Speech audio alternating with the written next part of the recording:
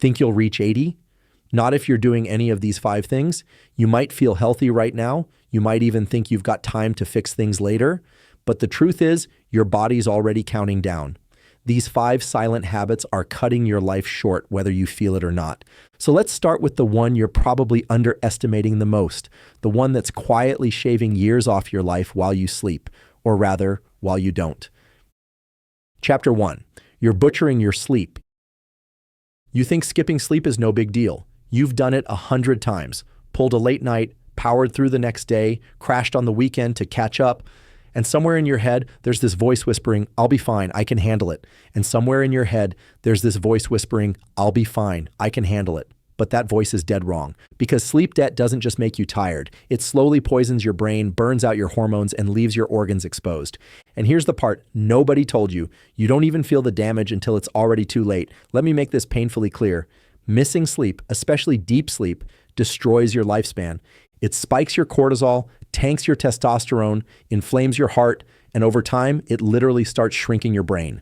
And once that damage kicks in, you can't just sleep it off. You're not just tired, you're aging faster. And the worst part, you don't even notice it happening. One study found that people who consistently sleep less than 6 hours a night are at higher risk of Alzheimer's, heart attacks, stroke, obesity, and cancer. Yes, cancer. And yet millions of people are walking around with a slow motion time bomb ticking inside their skull, convinced that running on fumes is just part of adulting. You wear your exhaustion like a badge of honor. Late nights, early mornings, hustle culture. But here's the truth Huberman wants you to hear. That badge, it's a countdown. Sleep isn't just rest, it's detoxification. At night, your brain literally washes itself, using cerebrospinal fluid to clear out beta amyloid and tau proteins, 2 toxic buildups directly linked to Alzheimer's.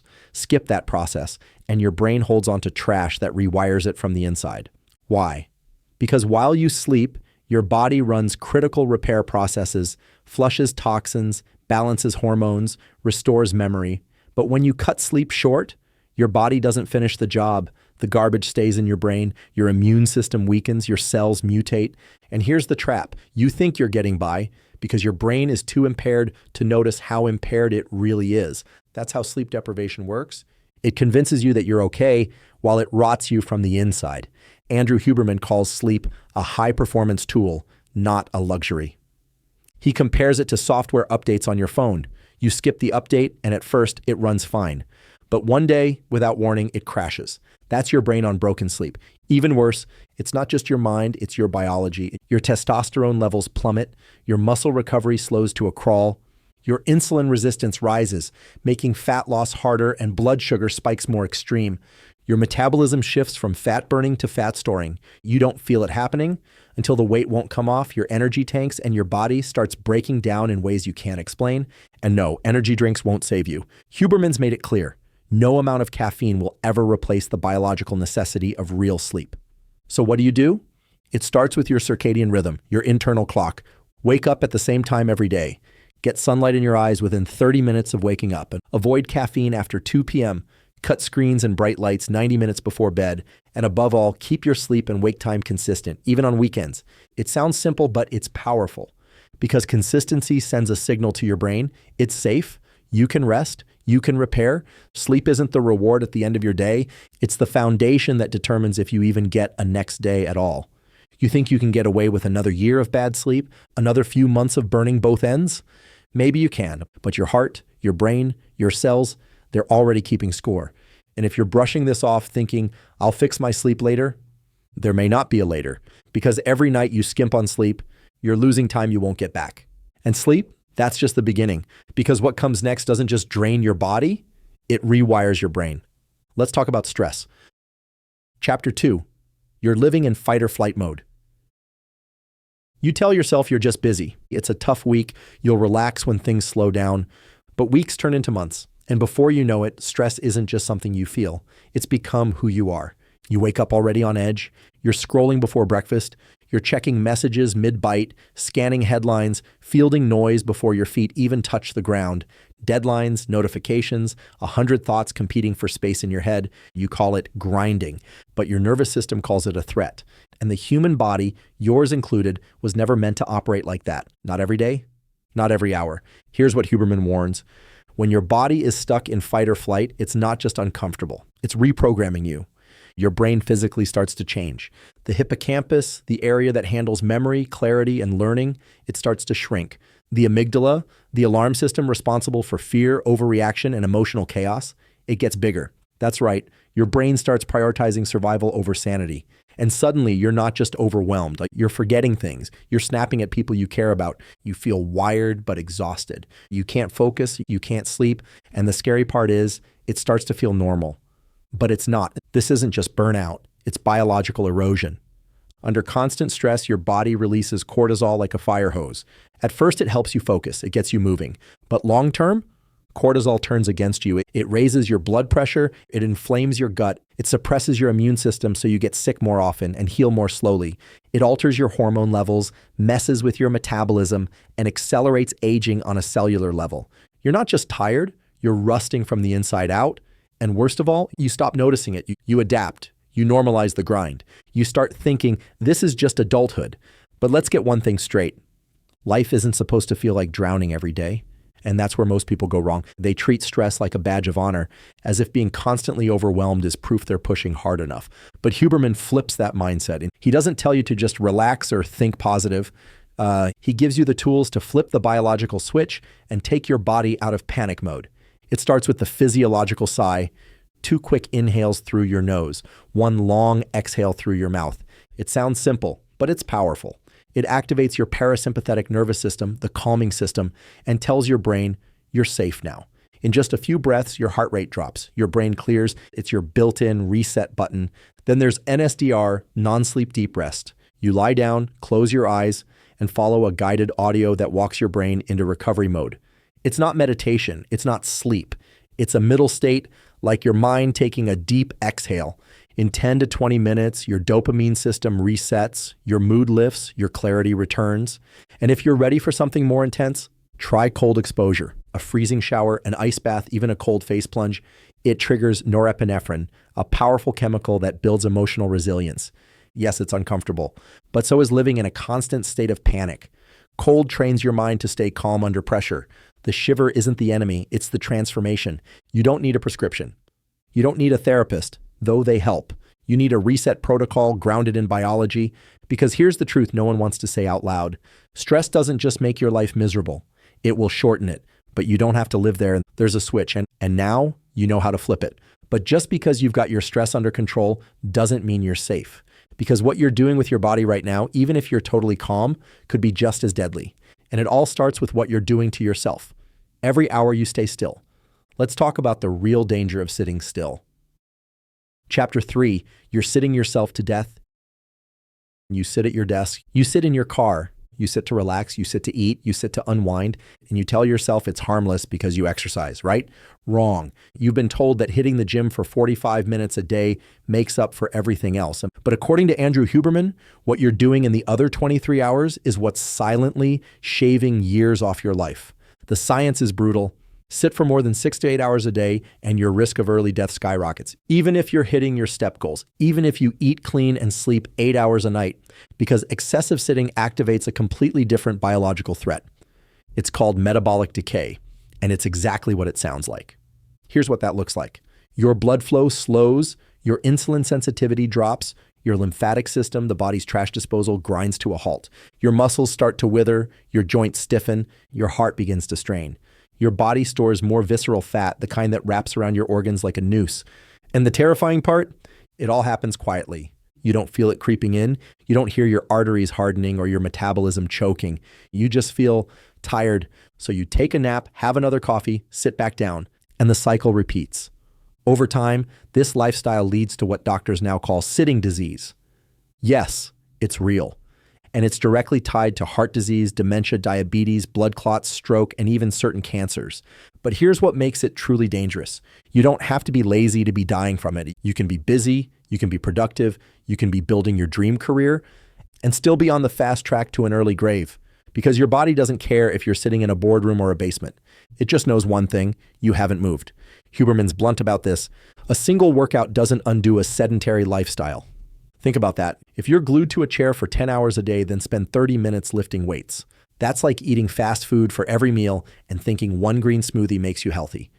And don't kid yourself with the "I fidget a lot" excuse. Micromovements aren't enough to reset the damage. Your entire body, from your circulatory system to your mitochondrial function, relies on deliberate, intentional movement. So what's the fix? It's not a standing desk. It's not a treadmill. It's not even quitting your job. It's movement consistently integrated into your day. Set a timer. Every 45 to 60 minutes, get up, pace, stretch, do squats while waiting for coffee, take walking calls, park farther away, walk after meals. Just 10 minutes can slash post-meal glucose spikes in half. Huberman emphasizes one thing above all: movement isn't a fitness habit, it's a survival mechanism.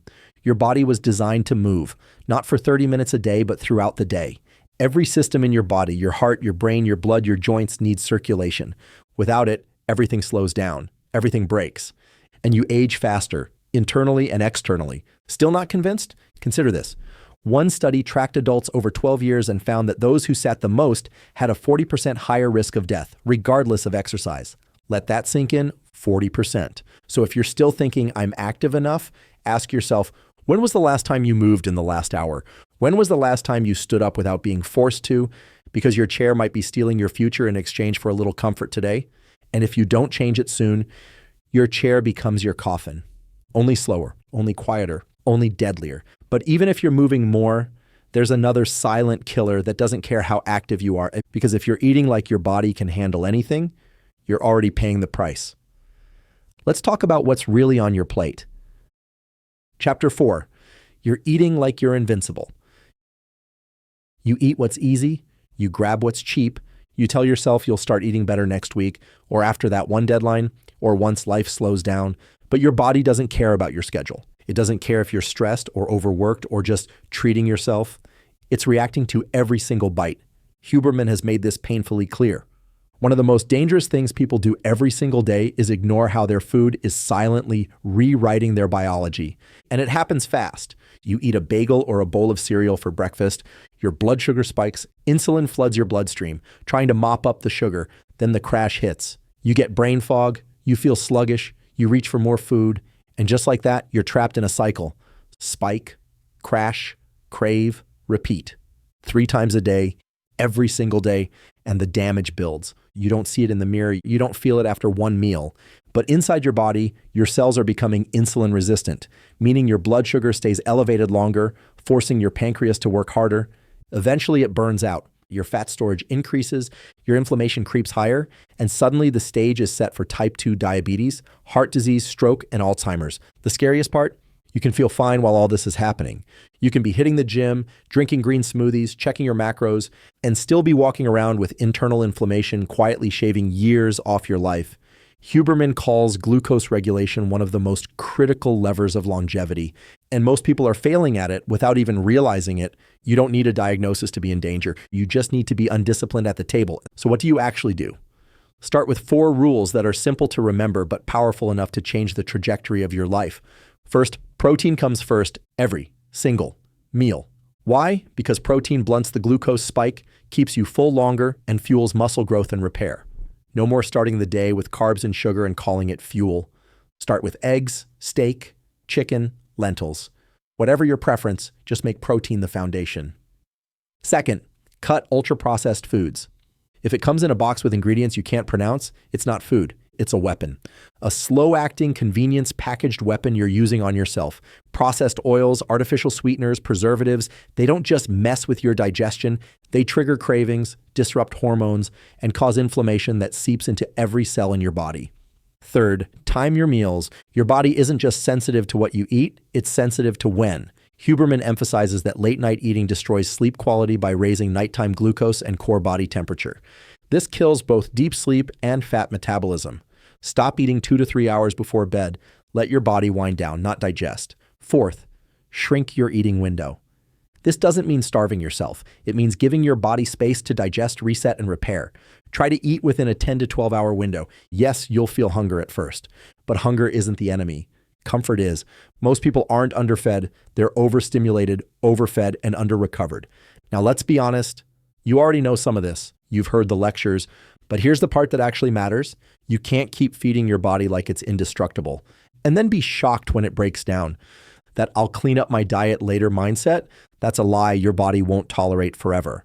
Because food isn't just fuel, it's a signal. Every bite tells your cells something. And if those signals keep screaming chaos, don't be surprised when your health listens. But even if you're eating right, sleeping better, and staying active, there's one final thing that could still rob you of your shot at 80. And this one doesn't live in your diet, your workout, or your routine. It lives in your heart. Let's talk about the kind of starvation no food can fix. You're right. Thanks for holding me to the standard. Let's make it truly 500 plus additional words as requested. Below is the fully revised and lengthened Chapter 5, keeping everything aligned with your tone and structure while now hitting the word count goal for expansion. Chapter 5, you're starving yourself of real connection. You've got followers, you've got likes, you've got notifications buzzing nonstop. But let me ask you something real. When was the last time you felt truly seen? Not just talked to, but understood. When was the last time someone looked at you, not your screen, not your profile, and really got you? Because here's what Andrew Huberman warns. Loneliness is a killer. And it's not just emotional, and it's chemical, hormonal, biological, and eventually fatal. According to research, social isolation increases your risk of early death more than obesity, more than alcoholism, and even more than smoking 15 cigarettes a day. Let that sink in. You can be doing everything right on the outside, sleeping well, eating clean, working out, and still be dying on the inside because your nervous system is starving. You weren't designed for isolation. You weren't meant to process life alone, shoulder every burden in silence, or hide behind a screen while pretending to be okay. But that's exactly what millions of people are doing. And most of them don't even realize they're in danger. You scroll, you heart a few posts, you send the occasional "how's life" text. But there's no depth, no closeness, no emotional oxygen. Your heart rate variability drops, your immune system weakens, your dopamine system collapses, oxytocin, your connection hormone, flatlines. And without realizing it, your body enters a state of low-grade emergency. Your brain begins to believe the worst, that you're alone, that no one would help you, that you don't belong. And here's the messed up part. You could be surrounded by people at work, on social media, even in your own home, and still feel completely, utterly alone because presence isn't proximity, it's emotional availability. And we live in a world that's trained us to be everywhere without being anywhere at all. Huberman says it flat out. Connection isn't a luxury, it's a survival mechanism. Without real relationships, your body breaks down faster, your mind spirals more easily, and your soul begins to decay. So what do? You don't need 100 friends. You don't need a romantic partner. You just need a few real humans who actually see you. Start small. Have one conversation where you drop the mask. Don't try to impress. Don't try to control the narrative. Just be honest and say, hey, I'm not doing great. Or I miss the way things used to feel. Or simply, I need to talk. Share a meal without the phone. Go on a walk and listen. Really listen. Sit in silence with someone who doesn't make you feel like silence is awkward. That is connection. And no, it won't feel natural at first because your brain has been rewired by digital addiction and emotional numbness, but that's okay. It comes back. You'd be amazed how quickly the body responds when it finally feels safe again. Your cortisol drops. Your heart stabilizes. Your immune system wakes up. Your nervous system says, finally, I'm not in this alone, because when you connect with someone on a deep level, it does something no supplement or workout ever could. It tells your entire body, you matter, you're safe, you're part of something. And that message, it heals you in ways you didn't know you needed. Let me tell you something brutally honest. You can eat all the right foods, sleep 8 hours a night, run 5 miles a day, and meditate every morning. But if your heart is disconnected, if no one knows the real you, you're not truly living. You're just surviving. And eventually, surviving turns into fading. So no, this isn't some soft emotional afterthought. This is the final domino, the one thing that, if missing, can make all the other habits pointless. Because the body can only survive so long without food, water, and sleep. But the soul, it starves without connection. And you won't see the damage until it's too late. There it is. 5 habits, 5 choices. And if you're doing even one of them, you've already started the countdown. But here's the truth Huberman is trying to get across. You can still stop the clock right now because your life isn't just ticking away. It's waiting on you to take it back.